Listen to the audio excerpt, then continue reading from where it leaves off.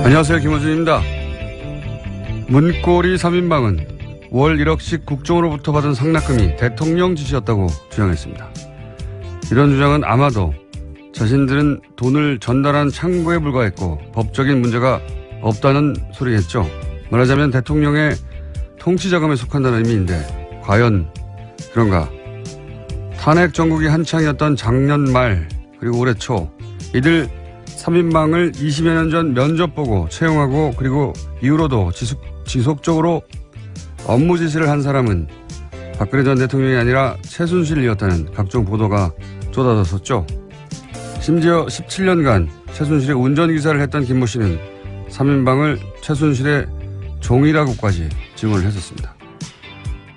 만약 40억에 이르는 국정원 특수활동비의 사용 권한을 최순실이 가지고 있었다면 그래서 그 국정원 공작비가 국가안보가 아닌 대통령 의상은 물론 각종 미용 시술에 사용됐다면 국민 입장에서 상상만 해도 수치스러운 가정입니다만 검찰은 이 대목을 반드시 수사에 밝혀내야 한다. 아직도 태블릿이 최순실의 것이 아니며 대통령은 억울하게 당했다고 주장하는 세력이 있죠. 이제는 그 끝을 좀 봤으면 합니다. 김호준 생각이었습니다.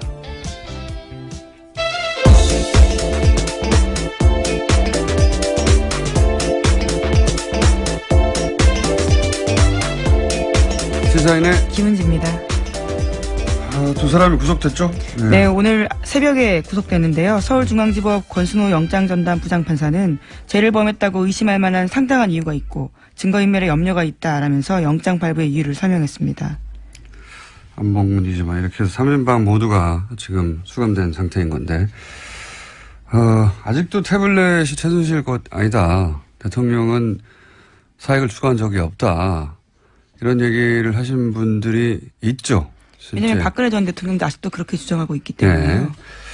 3차 담화에서도 사실은 핵심 메시지가 그거였어요. 잠시 다시 들어보시겠습니다.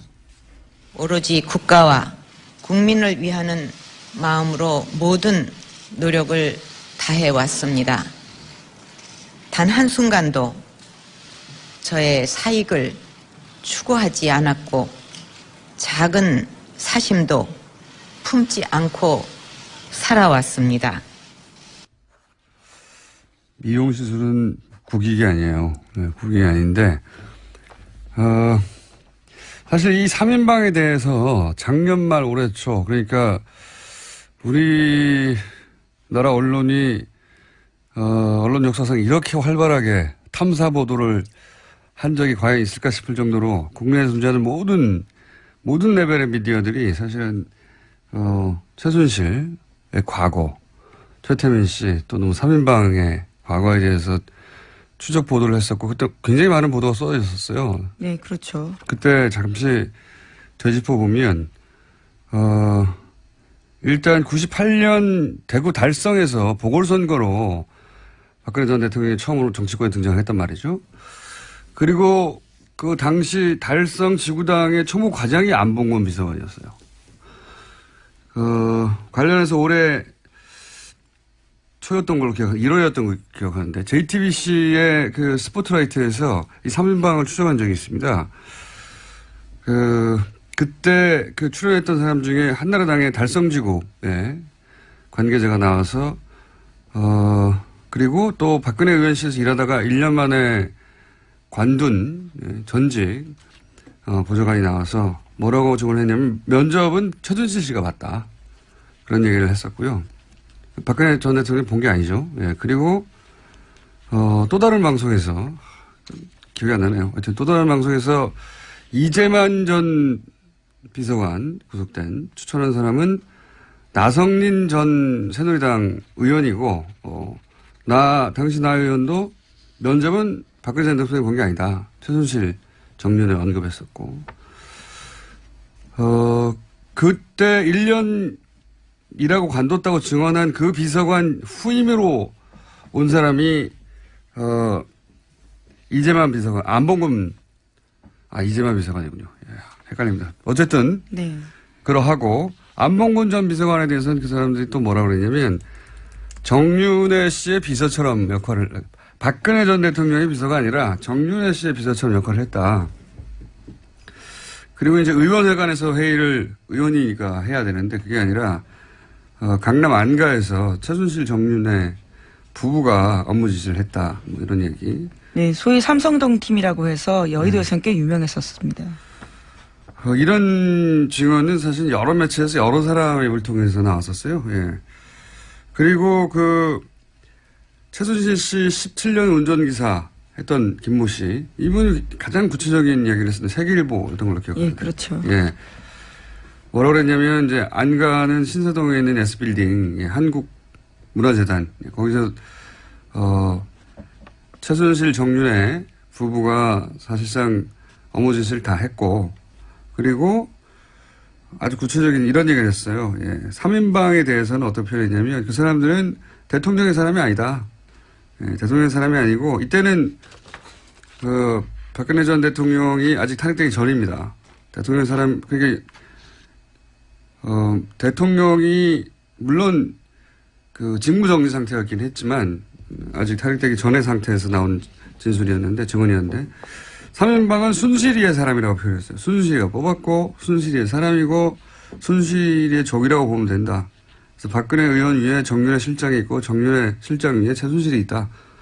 그 얘기를 17년간 운전기사 했던 분이 했죠. 예, 구체적으로.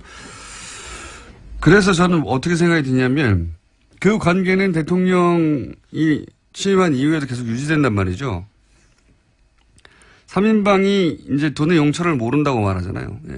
저는 세세한 용처를 몰랐을 수는 있다고 봅니다.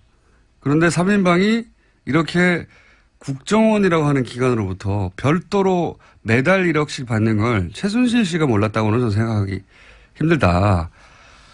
3인방 위에 있었고, 그러니까 3인방이 대통령도 속이고 최순실도 속이고 국정원에서 1억씩 받는데 불가능하다라고 보는데, 국정원에는 추국장도 있지 않습니까? 예. 그리고 그 돈이 만약에 최순실 씨에게 갔다면 3인방이 몰랐을 리도 없다. 저는 그렇게 보는데, 이제 이 사건을 보자마자 저 나름대로 재구성한 것은 오히려 최순실의 요구로, 각종 의상, 미용실 돈이 들어가니까, 거기에 필요한 돈을 3인방을 창구로 해서 받아서 최순실이 그 돈을 관리하면서 썼을 가능성, 예. 각도로 완전히 틀어서. 그런 가능성을 검찰이 수사해 봐야 된다. 그런 생각이 듭니다. 예. 여태까지 진행된 국정농단 사태의 어떤 패턴이라든가 혹은 최순실과 3인방의 관계를 보자면 그 방향으로 수사를 해야 되는 게 아닌가. 예. 네, 물론 아직 이재만 전 비서관 같은 경우에는 박근혜 전 대통령 지시에 따라서 전달을 받았다라고 이야기하고 있거든요. 또 윗사람에게 사용처를 물어보지 못했다라고 하고 있는데요. 최순실 쪽으로 당연히 이제 수사가 진행될 것으로 보입니다. 물론 부인하겠지만, 예. 또 그런 보도도 있거든요. 작년 6월인가요? 처음으로 미르랑. 네, TV조선이 보도했었습니다. 보도했을 때부터 국정으로부터 돈을 안 받았다는 거 아닙니까? 네, 그때부터 주지 말라라고 이야기했다는 건데요. 그 이전까지 박근혜 전 대통령이 예금을 줄지 않다가 그 이후로부터 예금을 줄었다고 하는 걸 보면, 예. 그런 연관성을 충분히 생각해 볼 수 있다. 예. 그 대목을 수사해야 된다. 그리고 이 돈이 이제, 공작비였대요. 예. 네, 그렇죠? 국정원이 특수공작 사업비였다라고 어제 서훈 국정원장이 국정원 국정감사에서 밝혔습니다. 그러니까 특수공작 사업비에는 대북 공작과 해외 공작 활동, 대테러 비용 같은 것들이 되어 있는데요. 예산 편성의 취지와 전혀 다른 정도로 쓴 거라고 합니다. 그러니까요. 이게 이제 국민 안전에 쓰이라고 하는 것을 미용시설에 썼다면 끝판왕에 해당된다고 봅니다. 저는 이것이 이때까지 나온 국정농단의 여러 가지 사안들 중에, 자, 그게 밝혀질지 좀 두고 보고요. 다음 뉴스는요. 네, 또 국정원의 또 다른 5억 원으로 이른바 진박 후보를 가리기 위해서 여론조사했다라는 소식도 어제 전해드렸었는데요. 그런데 그 여론조사가 선관위에 신고되지 않은 불법이라는 지적이 나오고 있다고 MBN이 보도했습니다. 여론조사 같은 경우에는 공직선거법상 이틀 전에 관할 선거여론조사 심의위원회에 서면 신고해야 하는데요. 그런 게 되어 있지 않다라는 겁니다. 글쎄, 이것도 뭐 결과가 나오겠죠. 예. 불법이 아니었으면 이렇게 몰래 국정원 돈까지 끌어다 줬을 리가 없다. 뭐 이런 생각은 듭니다만. 하여튼 지금 선관위에 신고되지 않아 불법 여론조사는 지적도 나오고 있다. 예. 다음 뉴스는요? 네, 국정원 댓글 사건 수사를 받던 국정원이요. 압수수색에 대비해서 가짜 사무실 같은 것들을 꾸렸다라는 것들은 이미 말씀드린 바가 있습니다. 그렇게 검찰 수사 방해해왔던 건데요. 이 사실이 드러나게 된 데에는 추명호 전 국장의 구속영장 기각이 결정적 역할을 했다라고 오늘 아침에 국민일보가 보도했습니다. 그러니까 추 전 국장의 영장 기각 소식을 접한 국정원 간부급 유모 씨가 억울하다라면서 진실을 말하기 시작한 건데요. 유 씨 같은 경우에는 한 달 전에 문성군 김여진 씨의 합성 사진을 제작했다라는 혐의로 구속된 바 있습니다. 그런데 윗선인 추 전 국장은 빠져나가고 지시를 이행한 자기만 구속된 게 납득할 수 없다면서 과거 사건까지 이야기하게 된 겁니다. 나비 효과네요. 예. 추 국장의 기각을 납득할 수 없다고 하는 예. 여론은 뭐 이번뿐만이 아니라 많은 사람이 가졌는데 어쨌든 추 국장은 그렇게 빠져나가는 줄 알았더니 그 기각으로 인해서 더 큰 벌을 받게 되는 예. 대단한 나비 효과입니다. 예. 풀어줬는데 왜 나만 잡아놓은 거야 그럼 하고 화가 나가지고 사실은 밝혀내기 이제 이렇게 자백하지 않았으면 밝혀낼 수 없는 사안인데. 예, 그렇죠. 꽁꽁 숨겨놨던 사실인데요. 네. 4년 전에 댓글 수사팀의 압수수색 때 벌어졌던 사기극에 대해서 이야기하겠다라고 이야기한 겁니다. 이게 밝혀질지 몰랐을 거예요. 국정원에서도.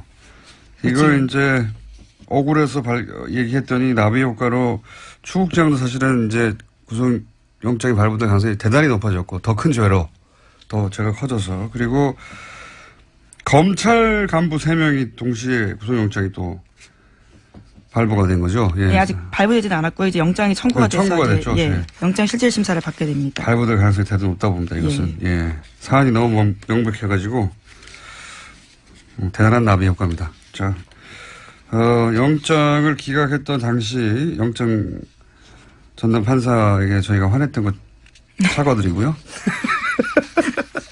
감사드리는 바입니다. 다음 뉴스는요?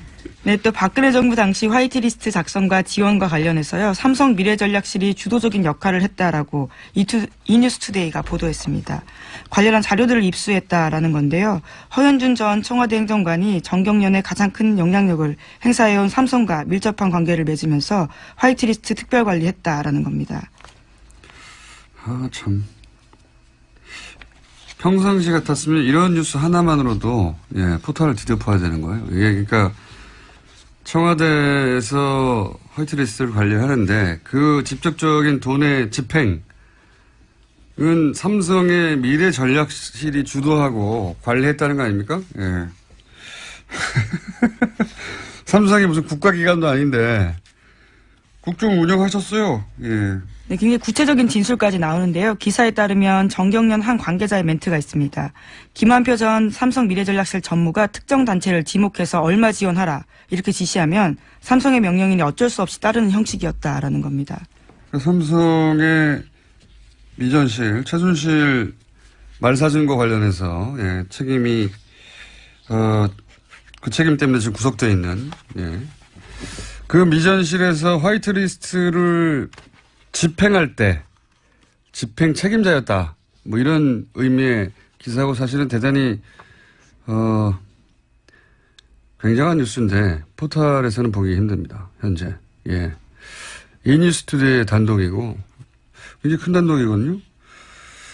청와대는 최순실이 운영했고 예. 국정원 삼성이 운영했다. 이렇게 표현할 수 있을 정도로 청와대가 화이트리스트를 만들고 정치적으로 그런 활동을 해왔다는 건 뭐 여러 차례 보도됐는데 그 자금의 집행을 삼성의 미전실이 주도했다는 거는 처음 나온 얘기거든요. 예. 네, 또 미전실 관계자 그러니까 미전실 그 전무 같은 경우에는요. 이 정경련 관계자의 멘트에 따르면 청와대를 등에 업고 실질적 그림을 그리면서 실무에까지 관여했다라면서 보수단체는 물론이고 특정 대학생 단체까지 지정해줬다라고 합니다.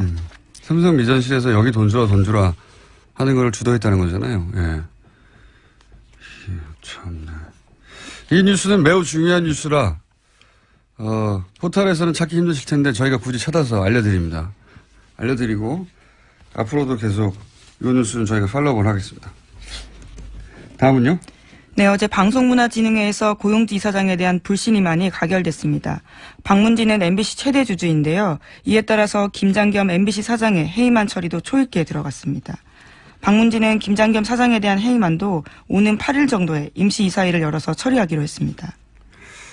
고용주 이사장은 뭐 문재인 빨갱이를 외치던 분이죠. 예. 지금 그걸로 재판받고 있는 중입니다. 뭐 그렇게 생각하는 사람이 세상에 있을 수는 있습니다. 예, 저를 사람이 아니라 바야바로 본다든가 사스카치, 예, 추바카 이렇게 생각하는 사람도 있을 수 있죠. 근데 그렇게까지 굴절된 세계관을 가진 사람이 공영방송을 책임지는 수장이 되면 안 되는 거죠. 박문진. MBC의 최대 주주죠. 박문진. 사실 박문진의 수장이 대통령이 아니라 사장을, 네, MBC 사장을 좌지우지할 수 있으니까요. 네. 지금 드디어 이제 불신임안이 가결됐다. 네, MBC 노조가 지금 파업하고 있는 중인데 그에도 아주 큰 영향을 미칠 것으로 보입니다. 그러니까요. 그런 분이 있을 수 있는데 그런 분이 공영방송을 책임지는 박문진 수장이 돼서는 안 된다. 간단한 얘기 아닙니까? 이때까지는 근데 그래왔다. 예, 이제 해결의 길이 보이네요. 그 다음은요? 네, 바야바라고 말씀하시니까 생각나는 뉴스가 있는데요. 네, 내일 SBS 김어준의 블랙하우스에서 유병원 전 세모그룹 회장의 장남 유대균 씨를 최초 인터뷰에서 내보낸다라고 합니다. 네. 네, 두 분의 같이 서 있는 모습들이 이미 화면에 나오던데요. 굉장히 놀라운 케미를 자랑하시더라고요. 네, 형제라는 얘기도 듣고 있습니다. 직접 보시면 사이즈가 완연히 달라요. 뼈 없는 치킨 주문해서 같이 드셨나요? 아, 그때 이호 뉴스는, 예, 뉴스성이 있기 때문에 제가 소개해드리면, 내일 밤 11시 하는 블랙하우스 제가 진행하게 됩니다. 너무 대놓고 네. 이렇게 홍보하시면 어떡하십니까? 예, TBS 사장님 절 자르십시오. 예. 근데 뉴스성이 있는 대목이 뭐가 있냐면, 뭐, 자세한 내용은 그 방송 이후에 제가 뉴스공장에서 월요일 날 뒷이야기, 방송에 담기지 않은 이야기 뭐 하겠지만 지금 방금 물어보니까 말씀드리겠는데 그때 유병원 씨와 장남 유대균 씨를 체포할 때 이런 뉴스가 쏟아졌어요. 뭐 그 남녀 관계가 어떻다부터 시작해가지고. 네, 그래서 굉장히 가십성 뉴스가 집중됐습니다. 예, 뼈 없는 치킨을 소심한 목소리로 주문했다라는 게 채널A의 그 유명한 단독 보도였습니다. 근데 이게 이제, 물론 제가 물어봤어요. 그것도. 가서 물어봤는데, 이리저리 다 파악해 보니, 결론적으로 말씀드리면, 논두렁 시계와 같은 거였어요. 기본적으로. 그런 사실이 아니었고, 그런 뼈 없는 닭을 주문했다든가 그런 일은 전혀 없었고, 이 내용은 나올지 모르겠습니다만, 중요한 내용, 그렇게 결정적인 내용은 아니니까 말씀드리자면, 그런 일은 없었고, 그런 프레임이었어요. 예. 어쨌든 세월호 관련해서 아직 밝혀지지 않은 게 굉장히 많죠. 예. 밝혀지지 않은 게 굉장히 많은데 내일 방송에서는 세월호 관련해서 처음 들어보는 얘기가 나올 겁니다. 아마. 예. 제가 아무하고도 인터뷰하지 않는 분들 만나서 이제 깊은 내막 듣고 오는 게 제 전공이거든요. 예. 일부러 들으실 수 있다. 내일 밤에. 자, 다음 뉴스는요. 네, 오늘 박근혜 전 대통령의 제명 여부가 결정됩니다. 박근혜 전 대통령은 당 윤리위에 탈당 권고를 받고 열흘 넘게 의사를 밝히지 않았는데요. 이에 따라서 제명 요건이 충족됐다라는 게 홍준표 대표 쪽 생각입니다. 뭐 대단한 일이 벌어질 것처럼 막 떠들어대는데 결국 박근혜 전 대통령 사실상 정치적으로 사망한 박근혜 전 대통령 열흘이면 자동 제명되는 이거 하나 못해서 한국당이 이러고 있는 거예요. 예. 네, 심지어 서청원 최경환 의원 같은 경우에는 징계하겠다라고 했었는데요. 이 또한 미뤄두겠다라는 겁니다. 말도 안 되는. 뭐가 말이 안 되냐면 이 사안이 이렇게까지 대단한 사안인가. 예. 한국당이 현재 처지를 말해주는 뉴스라고 봅니다. 예. 다음 뉴스는요. 네, 또 구글과 네이버가 날선 공방을 벌였는데요. 세금 회피 논란과 네이버의 뉴스 편집 논란 등을 두고 정면 충돌한 겁니다. 공식 자료와 반박 자료 등을 내면서 잇따라 설전을 벌인 건데 구글 코리아가 어제 네이버의 이해진 창업자가 국회 국정감사에서 한 발언이 매우 유감이다라고 밝히면서 시작됐습니다. 재밌는 대결입니다. 이것은 네이버하고 구글이 이제 뭐 세금을 내네 어쩌네 그러니까 네이버 쪽에서 구글은 제대로 된 세금을 내지 않는다. 고용 효과도 별로 없다. 이런 공격을 했고, 왜 구글을 여기다가 끌어들였을지 모르겠어요. 그랬더니 구글 코리아 쪽에서는 세금 다 내고 있고, 고용도 수백 명 하고 있다. 그러면서 역공을 한 게 이제 구글 검색은 객관적이다. 네, 예. 그렇죠. 100% 알고리즘 순위에 기반하고 있고 금전적 또는 정치적 압력에 영향을 받지 않는다. 이렇게 주장했습니다. 그러니까요. 먹이는 주장인 거죠. 당신들은 그런 영향 받는 거 아니야? 그런 의혹이 많잖아. 이런 먹이는 것이고. 세금 관련해서는 모르겠습니다. 세금 관련해서는 이해진 창업자가 전 의장이 뭔가 나름의 근거를 가지고 한 것인지 아닌지 그 대목은 제가 판단할 정보가 없고, 다만 검색에 관해서 네이버가 구글에 대해서 뭐라고 할 수는 없는 사안 아니겠는가. 사실. 이거 한번 다뤄봐야 되겠네요. 네이버 검색과 구글의 검색은 어떻게 다른 것인가요? 굉장히 재밌는 주제인데. 근데 구글이 뭐 정확하게는 페이스북이 가장 집중적인 공격을 받는데, 우리나라에서 네이버가 이런 포털의 기능을 하는 곳이 사실상 개별 미디어보다 훨씬 언론적 영향을 많이 미치는데 언론과는 다르게 규제를 받지 않는다. 이런 공격을 받고 있지 않습니까? 근데 지난 네? 국정감사 내내 그 이야기가 나왔었습니다. 미국에서도 사실은 특히 페이스북이 이미 미디어적 기능을 하고 있는데도 불구하고 아무런 통제도 없다고 해가지고 지난 대선에 이제 러시아 관련해서, 왜냐면 그런 광고들이 미국 대선 광고인데 어떻게 러시아 루블화로 지불이 네, 그렇죠. 되냐. 이거 러시아가 미국 대선에 개입한 것인데 그걸 다 이런 페이스북이나 뭐 구글, 트위터 광고를 통해서 한 거 아니겠냐. 그런데도 제약을 받지 않는다. 우리하고 유사한 논쟁이에요. 네, 미상원에서 10월 31일부터 사흘 동안 관련된 청문회가 열렸는데요. 정확히는 러시아의 미 대선 개입 의혹 관련된 청문회였는데, 그러니까 구글, 페이스북, 트위터 3사 관계자도 소환해서요. 그와 관련된 문제를 따져 물은 겁니다. 여기서 근데 핵심적으로 타겟이 되고 있는 건 페이스북이에요. 페이스북의 기능 때문에 뉴스를 게재하고요. 링크로. 네, 지난 대선 당시 페이스북의 러시아 관련 계정이 작성한 정치 게시물을 받아본 미국 사람이 1억 2,600만 명에 이른다고 합니다. 그래서 이제 우리가 네이버에 검색어나 네이버의 뉴스 편집에 대해서 문제 제기가 계속 지속적으로 있는 것처럼 미국에서는 페이스북이 그 주요 타겟이 되고 있는데 사실 유사한 논란입니다. 네, 미국에서도 구글이 언론사인지 아닌지 명확히 하라라는 추궁당했는데요. 구글 같은 경우에도 구글은 언론사가 아니다라고 주장하고 있습니다. 플랫폼이라고 주장하죠. 예. 예. 근데 구글은 이렇게 말할 여지가 많이 있습니다. 뉴스 제목을 편집해서 재배치하고 뭐 이런 게 없거든요. 구글에서는 뉴스 검색이 될 뿐이지. 자, 유사한 논란이 있다. 이 사안 한번 또 다뤄봐야 되겠네요. 예. 구글과 네이버. 여기까지 하겠습니다. 시사인의 김은지였습니다. 감사합니다.